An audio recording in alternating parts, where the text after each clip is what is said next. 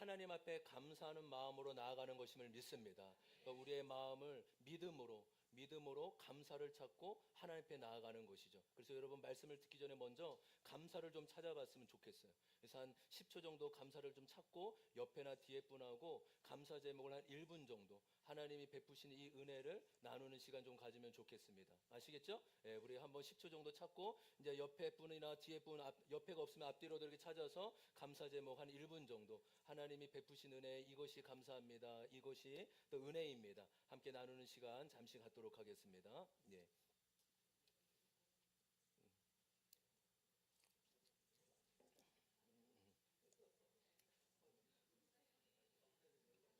네. 감사한 거 찾으시오.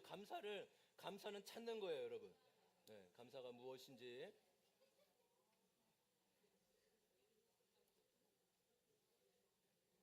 장인 여기 전도사님하고 하셔요. 두 분이 여기 찾으셔요. 예, 예. 예.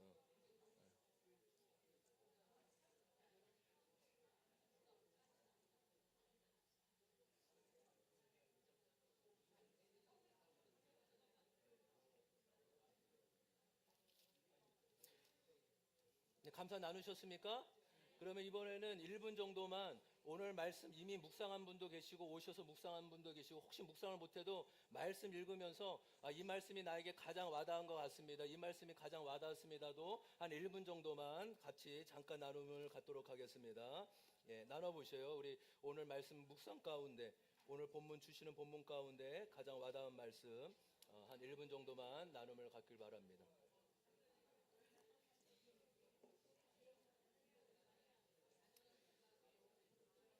우리 온풍기 온도 조금만 좀 줄여주세요. 네.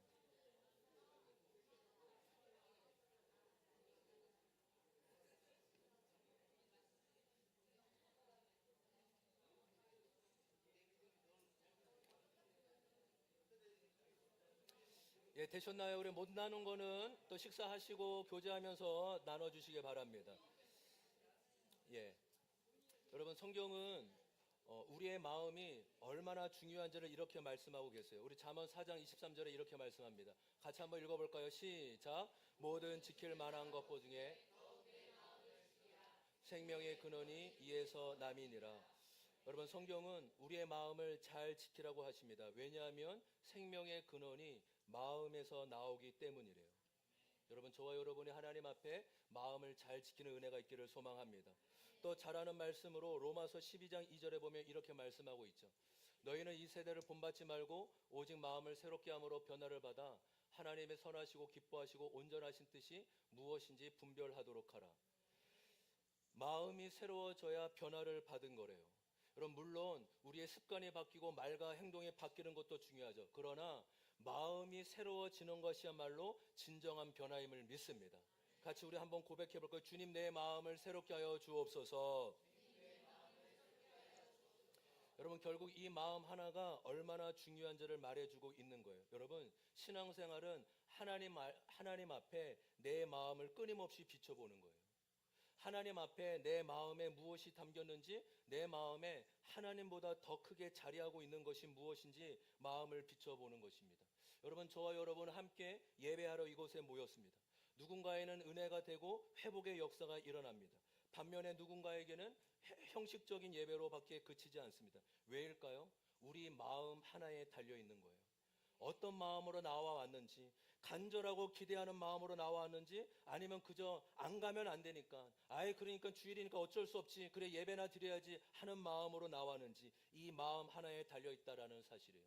여러분 오늘 본문에 보면 간절하고 절박한 마음으로 예수님 앞에 나온 한 여인이 등장합니다. 여러분 이 여인은요, 잘 묵상해 보면 여러분 이 12년이라는 혈류증을 알았는데 이 12년은 이 10이라는 숫자는 성경에서 완전수예요. 그러니까 문자적으로 봐도 12년일 수가 있고 아니면 뭐 12지파, 뭐 12년 이렇게 의미하는 것처럼 완전수. 그러니까 아주 오랜 시간 동안을 의미하는 거죠. 이 질병으로 인해 망가지고 절망적인 인생을 살 수밖에 없는 한 여인이 나옵니다. 그렇게 절망 가운데 있는 여인이 예수님께 소망을 두며 간절한 마음으로 예수님께 나았을 때 놀라운 은혜를 경험하게 됩니다. 여러분 우리가 이 여인처럼 절박하고 간절한 마음으로 예수님께 나오는 은혜가 있기를 소망합니다. 우리 25절과 26절 같이 한번 읽어볼까요? 25절과 26절입니다. 시작. 그런데 12해 동안 여러 26절도 시작. 여러 의사에게 보이면서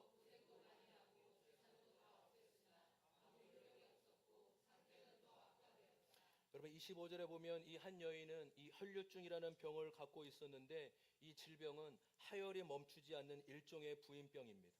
이 12년 동안 이 질병으로 출혈이 계속되었다면 아마 이 극심한 악성 빈혈에 시달렸을 거예요. 그래서 이 평범한 일상을 누리는 것 자체가 어려웠을 것입니다. 여러분 질병으로 고통을 받을 때 가장 회복하고 싶은 것은 그저 평범한 일상과 소소한 기쁨일 정도예요. 어떤 감동이 아니라 그냥 일상을 살아가고 싶다. 소소한 기쁨을 찾고 싶다 정도이겠죠. 근데 이 여인에게는 자신의 질병으로 인해 이런 평범한 삶을 누릴 수 없었어요. 여러분 성경은 이 여인에 대해서 그 어떤 다른 설명도 하나도 없고 오직 혈류증으로만 이 여인을 설명하고 있습니다. 그만큼 이 질병 자체가 이 여인의 존재와 인생 전체를 뒤흔드는 근본적인 거예요. 마음만 아픈 게 아니에요. 여러분 당시의 혈류증은 부정한 병으로 취급받았기에 사람들과 몸이 스치기만 하고 닿기만 해도 접촉하는 것을 꺼려했습니다. 그 이유는 이 구약의 율법에 보면 이 부정한 사람과 접촉하게 되면 그 사람도 부정한 사람으로 간주되었기 때문이에요. 혈류증 여인은 많은 사람들에게 거부를 당하고 그녀 옆에는 그 누구도 함께하고 있지 않았어요. 그러니 몸만 아픈 게 아니라 정신적으로도 관계적으로도 고통을 당하는 절망적인 여인이었습니다. 여러분 근데 그 여인이요 의지만큼은 강했던 것 같아요. 그러니까 26절에 보시면 자신의 병을 낫기 위해 모르겠어요. 재산은 좀 어느 정도 있었던 것 같습니다. 자신의 병을 고치기 위해 많은 의사들을 찾아다녔습니다. 그 당시에 유명하다는 명의 이 의사 저 의사를 만나보고 많은 노력을 했지만 결국 낫지 못했어요. 결국 가지고 있던 남은 모든 재산까지 다 허비하고 병은 더 악화되어 갔습니다. 이제 이 여인에게 남은 것은 아무것도 없어요. 그저 불치병과 외로움과 어두움과 절망만 남게 된 것입니다. 이렇게 희망은 사라지고 여러분 좌절과 어둠만 가득한 인생. 근데 이 여인에게 하나의 소문을 들려지게 됩니다. 바로 우리 동네에 예수가 지나간다는 소문이었어요. 아마 여러분 우리가 말씀을 묵상할 때 여러분 하나님께서 우리에게 상상력이라는 은혜를 주셨어요. 아멘. 그러니까 말씀을 우리가 문자적으로 보지만 깊이 묵상해 보면 어떤 일이 있었을까? 어떤 일이 이 여인에게 있었을까? 여러분 아마 이 여인에게 소문에는 민감하지 않았겠어요? 그러니까 어디에도 마음을 둘 곳이 없고 어디에도 소망을 둘 곳이 없었기 때문에 소문에는 민감했을 거예요. 예수가 가시는 곳마다 놀라운 치유와 회복의 역사가 일어나더라. 예수가 손을 대기만 하면 눈먼 자도 눈을 뜨고 귀신 들린 자도 나음을 얻더라. 예수에 대한 이야기를 알고 있었어요. 그러니까 저는 이것을 묵상하며 이 순간 들었을까? 한 번 들었을까? 그렇지 않을 것 같아요. 아마 이 여인은 그 당시의 슈퍼스타. 예수라는 사람이 가게만 하면 수많은 사람이 몰려든다는 그 이야기를 아마 소문을 듣고 있었을 것입니다. 아마 그 이야기를 예수에 대한 이야기를 들은 때부터 이 여인의 마음에 한 줄기의 빛이 비쳤는지도 몰라요. 어쩌면 나도 예수를 만나면 나을지도 몰라. 한 번만 그분을 뵐 수 있다면 나의 절망이 사라질지도 몰라. 내가 계신 곳에 그분이 오신다면 얼마나 좋을까? 어쩌면 나도 나을지도 모르는데 그런데 정말 예수가 이곳에 오신다는 얘기를 듣게 된 것이에요. 27절과 28절입니다. 27절, 28절 같이 한번 읽어보겠습니다. 시작. 이 예수가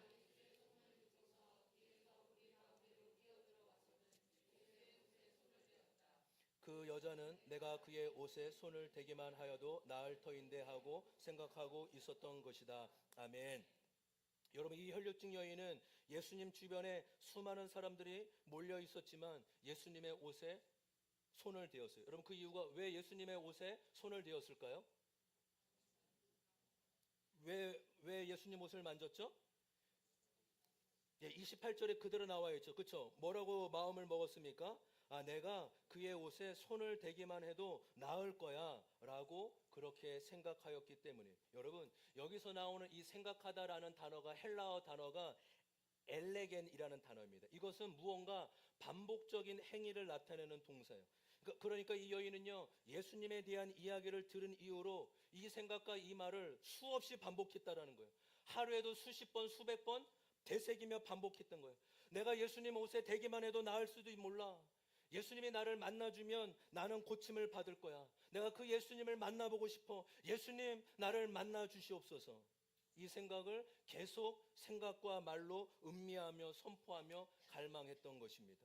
예수님에 대한 갈망함과 믿음이 생겨난 것이죠. 여러분, 성경에서 말하는 믿음은 무엇일까요? 여러분, 믿음은 자기 확신이나 자기 긍정이 아니에요. 우리 청소년들, 학생들 잘 들으세요. 믿음은 나는 잘 될 거야. 나는 멋진 사람이 될 거야. 내 인생은 뭔가 좋아질 거야. 여러분, 믿음은, 성경에서 말하는 믿음은 넘겨줘 볼까요? 자기 확신이 아니라는 거예요. 성경에서 말하는 믿음은 언제나 믿음의 대상이 중요해요. 우리 아멘 합시다. 아멘. 여러분, 믿음이 좋고 나쁠 수도 있어요. 근데 그것보다 내 믿음이 좋고 나쁠 것보다 더 중요한 것은 내가 믿는 대상이 어떠한 분이라는 사실이에요. 여러분, 불교나 우상을 아무리 믿음이 좋아도 아무런 일도 일어나지 않아요. 믿음이 좋아요. 근데 믿음의 대상은 허상이에요. 그러나 우리의 믿음이 좀 약할 수도 있어요. 넘어질 수 있어요. 그렇지만 우리가 믿는 대상이 살아계신다면, 역사하신다면 우리의 믿음의 가운데 은혜를 베풀어 주실 줄 믿습니다. 그래서 믿음의 대상. 아, 그렇구나. 그래서 내가 믿음의 대상인 삼위일체 하나님이 누구시며 무슨 일을 하셨는지가 중요한 거예요. 그분은 누구시며 무슨 일을 하셨나? 한번 따라해 볼까요? 삼위일체 하나님은 누구시며 무슨 일을 하셨나? 여러분, 그 대상을 믿고 신뢰하는 것이 믿음임을 믿습니다. 이 여인은 자기 암시를 한 게 아니라고요. 나는 좋아질 거야. 나는 고침을 받을 거야. 나는 건강해질 거야. 그렇게 마음먹은 게 아니라는 사실입니다. 예수님에 대한 이야기를 들었습니다. 예수님이 수많은 사람들을 고쳐준다는 이야기를 듣고 소망함이 생긴 거예요. 야, 예수님의 손에 닿기만 하면 나음을 얻을 수 있어. 예수님을 만나면 새 사람이 되었어. 예수님은 체류자이시고 구원자이셔. 나는 그런 예수님께 소망을 둘 거야. 여러분, 믿음은 듣고 아는 데서 시작되는 것임을 믿습니다. 여러분, 잘 들으십시오. 믿음은 저절로 생기는 게 아니에요. 말씀을 들으셔야 됩니다.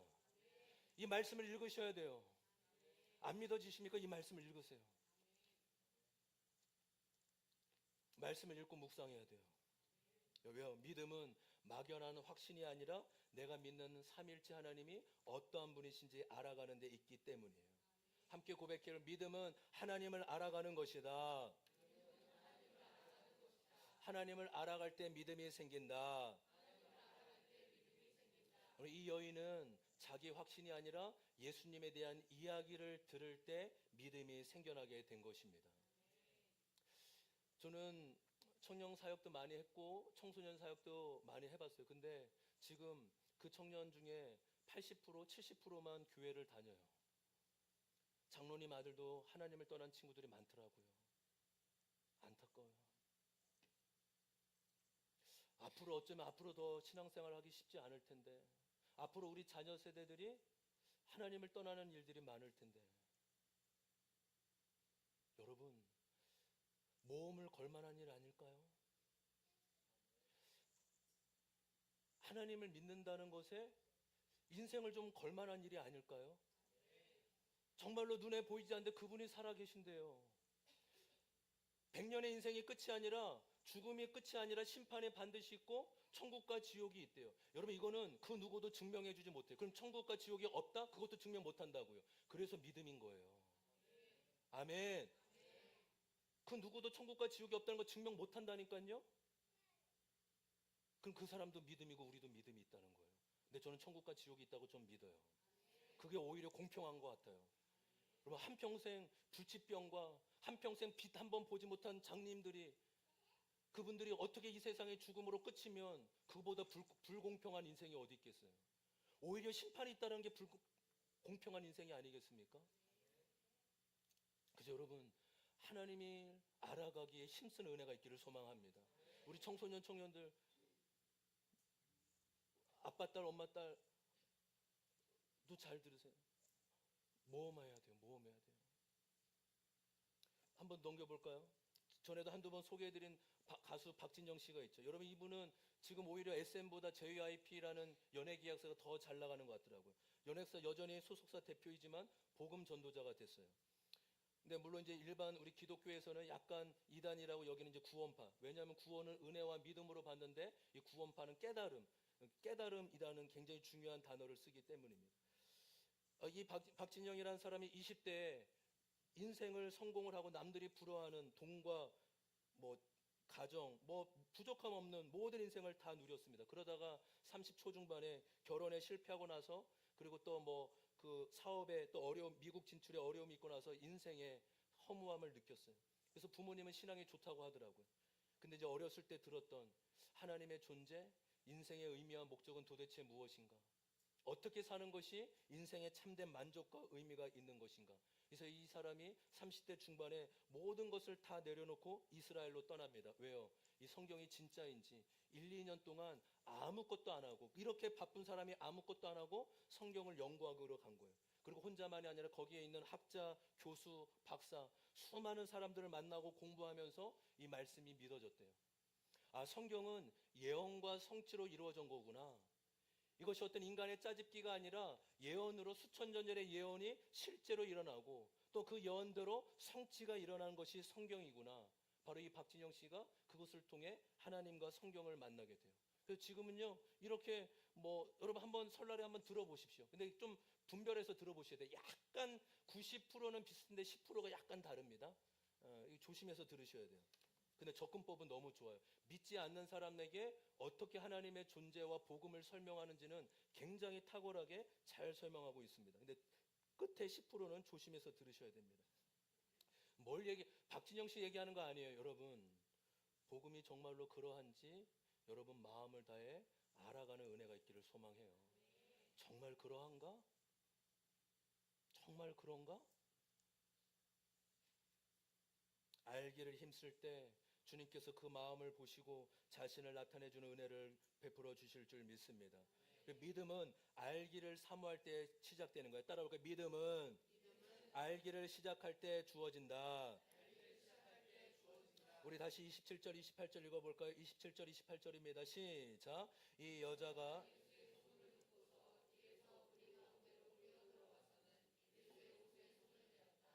그 여자는 내가 그의 옷에 손을 대기만 하여도 나을 터인데 하고 생각하고 있었던 것이다. 여러분, 두 번째로 이 여인은 마음으로만 믿은 게 아니에요.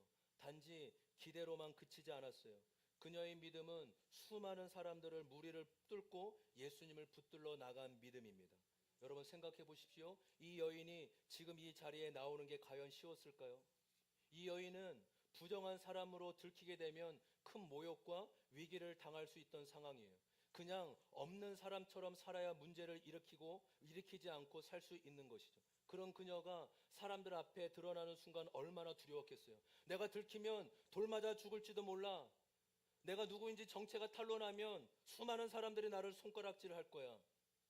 27절에 보시면 예수님 주변에 수많은 무리가 있었기에 거기에 가는데도 쉽지 않았을 거예요. 무리 사이에서 이리 치이고 저리 치이고 한 발 앞으로 간 것 같으면 다시 무리 때문에 뒤로 물러가고 그렇게 낙심과 절망함이 생겼지만 포기하지 않았습니다. 여러분 믿음은 아는 데서 그치는 것이 아닙니다. 믿음은 바라는 데서 그치는 것이 아니에요. 믿음은 실존이 필요하고 행동의 요구까지 필요한 줄 믿습니다. 여러분 아세요? 믿음은 희생과 손해가 수반될 수 있다는 거예요. 여러분 믿음으로 인해 잃게 되는 게 있을 수 있다는 거예요. 믿음에 따르는 위험 요소가 주어지는 것을 쉬운 일이 아닙니다. 그러나 여기에 진짜 믿음이 드러나는 것임을 믿습니다. 여러분, 저와 여러분에게 먼저 말씀이 들려지는 은혜가 있기를 소망합니다. 할렐루야. 말씀이 귀로만이 아니라 마음으로 들려지는 이 은혜가 있었으면 좋겠어요. 근데 그 들려진 말씀을 듣고 아는 데서 끝나는 것이 아니라 순종의 자리, 믿음의 자리로 나아가는 은혜가 있기를 소망합니다. 그럼 만약 이 혈류증 여인이 마음으로만 믿었어요. 아, 나는 예수님 손에만 옥자락만 만져도 나을 거야. 근데 마음으로만 믿었는데 만지진 않았어요. 그러면 은혜의 역사, 이 구원의 역사가 일어났을까요? 그렇지 않았을 거예요. 여러분 우리 교회는 목장을 소중히 여깁니다. 목장을 통해서 목장에서 말씀을 통해 자신의 삶을 나누기 때문이죠. 근데 여러분 거기에만 목적이 있는 것이 아닙니다. 결국 자신의 삶을 보며 말씀의 순종의 자리로 나아가자는 거예요. 이번 주에 연약하고 넘어졌어도 다시금 말씀을 적용해보고 순종하자는 것입니다. 할렐루야. 여러분 왜 그런지 아세요? 말은 영이기 때문이에요.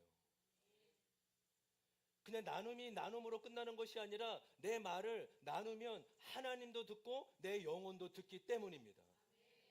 아멘. 그래서 그러면 아멘, 저는 이제 순복음이 아니잖아요. 그래서 아멘을 많이 안 시키는데 아멘을 예배 때 한 5번 시키는데 그때는 좀 아멘을 함께 해주시면 어떻겠습니까? 아멘. 박건수 집사님 아멘. 우리 박성수 집사님 아멘 하셨네. 우리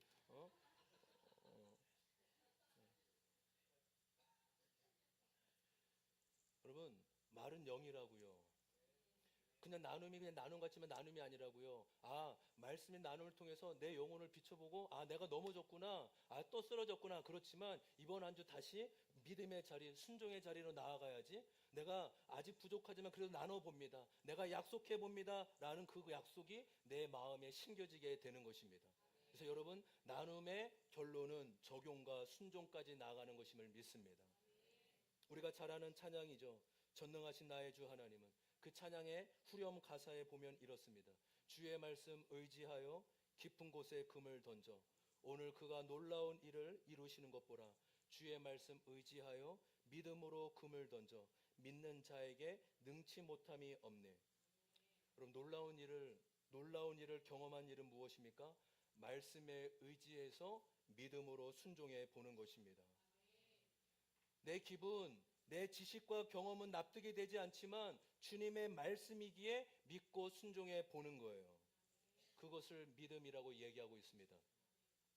한 분이 예배를 나누고 또 목장을 나누는데 여러분 1년에 한 3-4번은 목장 진짜 가기 싫을 때 있잖아요. 뭐 부부싸움을 한다든지 진짜 사업에 어려움이 있다든지 목장 예배에 오는데 갑자기 사업에 무슨 일이 난다든지 그 1년에 한 3-4번 어려움이 있지 않습니까? 여러분 그때 믿음으로 예배의 자리로 한번 나와 보십시오. 그때 하나님 은혜를 주세요. 아멘. 그때 예상치 못한 하나님의 더 큰 은혜가 임하게 될 줄 믿습니다. 내가 오늘 이런 기분으로 예배 못해요. 하나님 내가 이런 죄를 졌는데 하나님 어젯밤에 제가 한 일을 주님 다 알고 계시잖아요. 제가 어떻게 주님 앞에 나아갈 수 있습니까? 여러분 그래도 나오면 주님이 더 큰 은혜를 베풀어 주실 줄 믿습니다. 저는 20대 30대 하나님 믿었지만 여전히 의심하는 마음도 있어서 참 많은 집회, 특별히 말씀 집회도 많이 다녔지만 성령 사역하는 집회도 참 많이 갔어요. 여러분 이 금가루가 하늘에 떨어지고 이 아말금이 금으로 바뀌는 거 여러분 이런 거 아세요? 그럼 일어나요. 저는 성령 사역자의 사역을 존중해요. 우리가 말씀 중심의 교회지만 성령 사역은 지금도 일어나요. 귀신이 떠나가기도 하고 환상이 주어지고 병 고침이 받기도 합니다. 사람들이 성령을 받아 쓰러지기도 하고 방언도 받고 사람들이 이렇게 실제로 나와서 팔 대면 여러분 팔과 다리의 길이가 다른 거 알죠? 그럼 기도하면 팔이 진짜 늘어나요. 그럼 팔이 맞춰집니다. 우리 몸이 이 불균형 때문에 다리가 한쪽이 길잖아요. 그러면 척추 골반 틀어지죠. 그 성령 사역자나 기도 사역자들이 기도해 주면 다리가 정말 이렇게 납니다. 저는 은사라고 생각해요. 모르겠습니다. 저는 안 늘어나던데 그건 은사기 때문에요. 제가 이 성령 집회를 참여하면서 한 가지 중요한 영적인 원리를 깨달은 게 있어요. 여러분 집회 강사분께서 오셔서 성령의 감동으로 하나님께서 감동을 주시죠. 오늘 하나님께서 이명을 가지신 분을 고쳐주신다고 하십니다. 어깨에 50견이 걸려서 손이 올라가지 않는 분을 만지실 겁니다. 무릎 통증으로 인해서 지금 걷지 못한 사람을 하나님이 고쳐주십니다. 하나님이 만져주실 것입니다 라고 기도합니다. 그 기도가 끝나고 이제 강사님이 얘기하는 거예요. 오늘 말씀을 듣고 치유받으신 분은 나오십시오. 그러면 정말로 다리를 저는 분이 날아가요. 또 50견이 있어서 팔을 사용하지는 못하는 분이 힘든 분이 팔을 번쩍 듭니다. 여러분 그것을 보면서 한 가지 깨달은 것이 무엇이면 완전히 나아서 앞에 나가신 분도 계시지만 걸어 나갈 때 낫는 분도 계신다는 사실이에요. 아멘. 여러분 잘 들으셔야 돼. 이것이 영적인 원리, 믿음의 원리를 말씀드리는 거예요.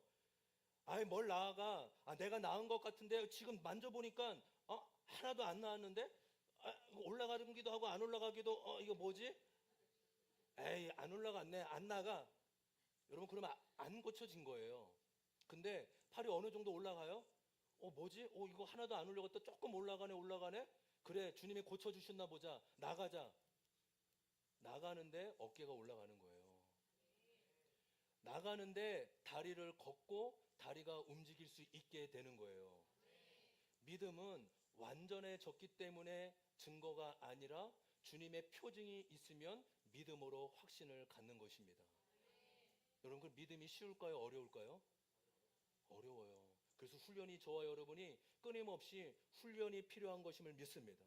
만약에 믿고 나갔는데 치유가 안 일어나면 어떻게 될까요? 그냥 하나님께 맡기는 거 창피 당하면 되는 거잖아요. 그냥 뭐 할렐루야. 뭐 잠깐 부끄러우면 되죠. 난 나은 줄 알았는데 안 나왔네. 이렇게 믿음은 시도라고요. 믿음은 도전이라고요. 아멘.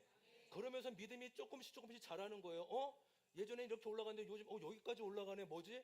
팔 돌려보는 거예요.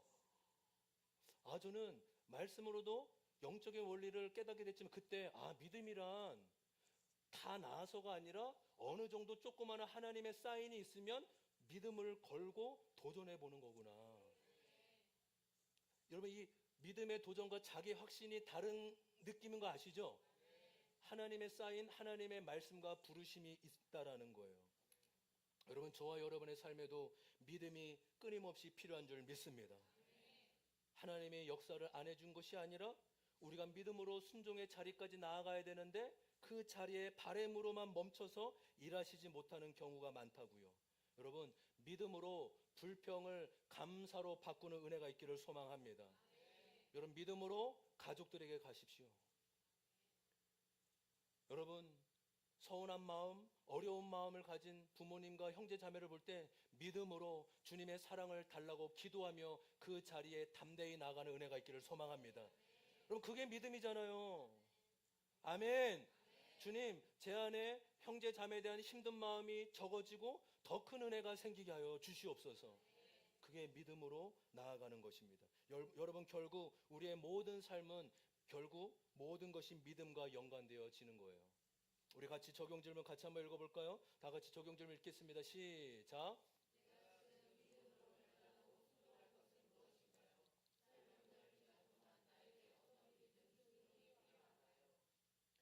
여러분 혈류증 여인은 이 모든 고통을 수반한 믿음으로 예수님을 만졌을 때 기적이 일어나게 됩니다. 우리 29절입니다. 29절 같이 한번 읽어보겠습니다. 시작.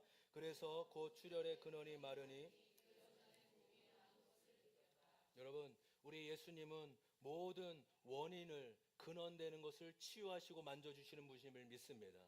단지 드러난 것만이 아니라 근원, 그 원인을 만지시고 고쳐주시는 분이십니다. 30절과 31절입니다. 30절 31절 같이 읽겠습니다. 시작. 예수께서는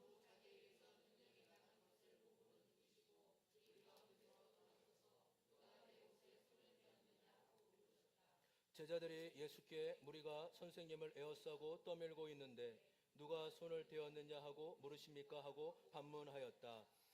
여러분 30절에 예수님께서 자신에게 능력을 나간 것을 보시고 누가 내 옷에 손을 대었냐라고 물으십니다. 제자들이 그 물음을 듣고 황당해합니다. 예수님 여기에 수많은 사람들이 있는데 예수님을 스쳐간 사람이 한두 명입니까? 왜 지금 엉뚱한 질문을 하고 계십니까? 이런 뉘앙스로 반문하는 거죠. 근데 예수님께서 이 질문을 하신 의도가 분명히 담겨져 있는 거예요. 32절에서 34절 제가 읽겠습니다. 그러나 예수께서는 그렇게 한 여자를 보시고 둘러보셨다. 그 여자는 자기에게 일어난 일을 알므로 두려워하여 떨면서 예수께로 나와 엎드려서 사실대로 말하였다. 그러자 예수께서 그 여자에게 말씀하셨다. 딸아, 내 믿음이 너를 구원하였다. 안심하고 가거라. 그리고 이 병에서 벗어나서 건강하여라. 여러분 나음을 입은 그 여인은 예수님께 나와서 자신에게 일어난 일을 다 말하였습니다. 그러자 예수님께서 그 여인에게 이렇게 말씀하시는 거예요. 딸아, 내 믿음이 너를 구원하였다. 딸아, 내 믿음이 너를 구원하였다. 안심하고 가거라. 여러분 예수님은 이 여인에게 더 귀한 것을 베풀어 주길 원하셨어요. 단지 병 고침만 목적이 아니라 병에서 노임을 받는 것에만 끝나는 것이 아니라 예수님이 이 여인의 간절한 믿음 가운데 병 고침뿐만 아니라 영혼의 구원까지도 은혜를 베풀어 주셨음을 믿습니다. 그럼 문제 해결보다 더 큰 은혜가 영혼의 구원함이 아니겠습니까? 여러분, 예수님께서 그 여인의 모습을 보시고 구원의 은혜를 베푸셨어요. 이제는 더 이상 여인이 아니에요. 딸이라고 불러주세요. 딸아. 이 딸이라고 불러주시는 것은 예수님과 관계가 있고 회복된 것을 의미하는 것입니다. 병 고침과 관계가 회복되어 딸이라고 불려지는 것은 차원이 완전히 다른 차원입니다. 여러분, 예수님의 이 한마디로 이 혈류병 여인은 몸만 고쳐진 것이 아니라 영혼도 고쳐지고 마음도 고쳐진 것임을 믿습니다. 나보고 딸이라고 부르셔. 나보고 안심하라고 하셔. 나보고 건강하라고 하셔. 여러분, 아마 이 여인이 평생 가장 듣고 싶은 말 아니겠어요? 내가 가장 듣고 싶은 말, 평안하라, 안심하라, 건강하라. 아마 이 여인이 평생 살면서 가장 듣고 싶은 그 말을 예수님이 따뜻하게 말 걸어주심으로 해주고 계신 것입니다. 여러분, 이렇게 버림받고 고립당한 이 여인에게 누가 이렇게 말을 걸고 다가온 자가 있을까요? 이렇게 따뜻하게 다정하게 불러주시고 다가와 주신 분이 누가 있을까요? 예수님이 이 여인의 구원자 되시고 친구가 되어주시는 분이심을 믿습니다. 여러분, 예수님께 무슨 얘기 듣고 싶으세요? 예수님께 어떻게 불림을 받고 싶으세요? 이 여인의 그 간절한 바람처럼 여러분 예수님께 어떤 간절한 바람으로 예수님, 내가 예수님께 이 얘기를 듣고 싶어요. 예수님, 저를 뭐라고 불러주십니까? 그 예수님의 부르시는 따뜻한 음성에 저와 여러분이 반응하는 은혜가 있기를 소망해요. 예수님이 그 여인을 딸이라고 부르는 순간 그 여인은 회복이 되었지만 예수님은 비난을 받으셨어요. 혈류증 여인에게 말을 건 사람, 저 사람은 혈류증 여인을 말을 건 사람이야, 저주받은 여인에게 친절하게 다가간 사람이야 라고 손가락질과 비난을 받으셨습니다. 이 여인의 저주가 예수님에게 넘어갔지만 예수님의 의로움이 예수님의 것이 되었어요. 눈을 뜨세요. 이제 3분 남았어요. 예, 저를 보세요. 우리 성도님, 예, 저를 보시고 3분 남았어요. 이제 마지막 가장 중요한 부분이에요. 다시 한번요. 이 여인의 아픔과 저주가 예수님에게 넘어갔지만 예수님의 의로움과 정결함이 이 여인에게 전달이 된 것이에요. 이것이 성경적으로 너무 중요한 정가라는 거예요. 내 죄와 허물이 예수님께 넘어가고 예수님의 의로움과 깨끗함이 나에게 정가가 되는 것. 오늘 그 얘기잖아요. 이사야 53장 4절과 5절이에요. 이사야 53장 4절과 5절, 이 말씀이 저와 여러분이 믿어지는 은혜가 있기를 소망합니다. 같이 천천히 예수님을 생각하면서 이 말씀 읽어보겠습니다. 시작. 그는 실로 우리가 받아야 할 고통을 대신 받고 우리가 겪어야 할 슬픔을 대신 겪었다. 그러나 우리는 그가 징벌을 받아서 하나님께 맞으며 고난을 받는다고 생각하였다. 그러나 그가 찔린 것은 우리의 허물 때문이고 그가 상처를 받은 것은 우리의 악함 때문이다. 그가 징계를 받음으로써 우리가 평화를 누리고 그가 매를 맞음으로써 우리의 병이 나았다. 아멘. 예수님이 오시기 700년 전에 활동했던 이사야 선지자가 예수님이 어떠한 분이신지 예언한 말씀이에요. 구원자가 오실 터인데 그는 우리의 질병을 대신 지신 분이시다. 우리가 우리의 죄로 인해 채찍에 맞았어야 되는데 예수님이 나의 죄를 가져가셨다. 그가 나음을 입으로 그가 징계를 받음으로 우리는 나음과 구원을 얻었다라고 말씀해 주세요. 여러분, 이 말씀이 저와 여러분 마음에 깊이 새겨지는 은혜가 있었으면 좋겠어요. 한 주간 이 말씀을 깊이 묵상해 보면 어떨까요? 고린도후서 5장 21절입니다. 고린도후서 5장 21절 다 함께 읽어보겠습니다. 시작. 하나님께서는 그것은 우리가 그리스도 안에서 하나님의 의가 되게 하시려는 것입니다. 아멘. 예수님은 죄가 없으신 분이에요. 그렇지만 하나님은 우리의 죄를 대신해서 예수님에게 죄를 담당하게 하셨습니다. 그리고 예수님 안에서 우리는 의가 없지만 예수님 때문에 너는 예수 안에 의로운 자라고 말씀해 주시는 거예요. 여러분, 이것만큼 이 세상에 가장 복된 소식이 어디에 있어요? 이것만큼 가장 신비하고 가장 크고 넓은 이야기가 어디 있겠냐고요. 우리 마지막으로 다시 한번 34절 5장 34절의 말씀을 나에게 주시는 말씀으로, 주님이 나를 부시는 말씀으로 같이 한번 읽도록 하겠습니다. 34절입니다. 시작. 그러자 예수께서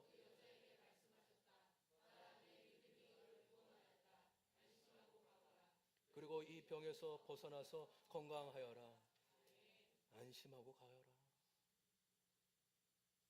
개역개정이 평안하라. 히브리어로 샬롬. 주님은 저와 여러분에게 평안을 주시는 분이심을 믿습니다. 지금 이 여인에게 너 지금 병 나았으니 마음 편하게 살아라, 이런 마음이 아니에요. 이제 너와 나의 관계가 회복됐으니, 주님과의 관계가 회복됐으니 주님 안에서 평안을 누려라. 네가 어떠한 일이 있어도, 앞으로 아무리 큰 문제, 아무리 큰 고난이 있어도 너는 평안을 누릴 수 있다고 말씀해 주시는 거예요. 왜요? 네가 내 안에 있기 때문이라는 것이죠. 여러분, 이 시대야말로 샬롬이 절대로 필요한 시대 아니에요. 이 평안이 우리 히브리어로 구약의 샬롬이라는 단어 아닙니까? 한번 따라할까요? 샬롬, 샬롬. 여러분, 이 샬롬은 인간이 만들어내는 게 아니에요. 바로 하나님이 주시는 것임을 믿습니다. 평화, 평화, 평화로다. 하늘 위에서 내려오네. 그 사랑의 물결이 영원토록 내 영혼을 덮으소서. 평화는 하나님이 주시는 것입니다. 여러분, 주님을 믿고 나아가는 여러분, 평안히 가십시오. 여러분, 안심하고 여러분의 가정으로 돌아가세요. 주님이 지켜줄 줄 믿습니다. 내가 주님 안에, 주님이 내 안에 계심을 믿고 담대하게 나가십시오.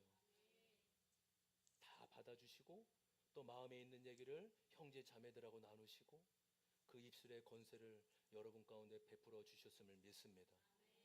여러분, 주님이 오늘 주시는 말씀, 딸아 안심하라, 아들아 안심하라, 하나님의 약속의 말씀으로 듣는 은혜가 있기를 소망해요. 우리 마지막 적용 질문입니다. 같이 한번 읽어보겠습니다. 시작.